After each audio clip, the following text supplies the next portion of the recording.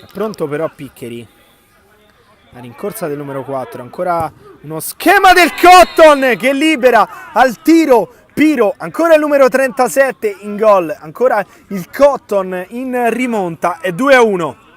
Importantissimo per il Cotton l'arrivo di Piro, l'abbiamo detto, l'uomo più in forma sicuramente di questo inizio stagione del Cotton, o almeno uno di quelli più in forma, proprio su il gol della momentanea rimonta e del momentaneo vantaggio del Cotton. Colpi, quindi Croce sbaglia tutto, recupera Nolano, Piro dalla distanza, deve intervenire Galassi, ancora pericoloso però il numero 37, il numero 11 va a giocarla per Blandino, lungolinea per Piro, dentro è libero Sofia, Piro va invece al destro, ancora un ottimo diagonale, incrocia verso il secondo palo il numero 37, è la doppietta, è il 3-1 del Cotton che allunga le distanze.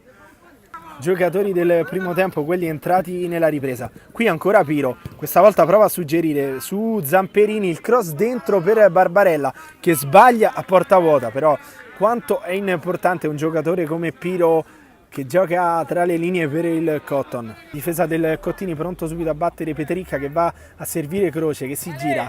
Quindi Vasselli a spazio il numero 6, torna subito però al suo posto Piro che rallenta la manovra del Cottini.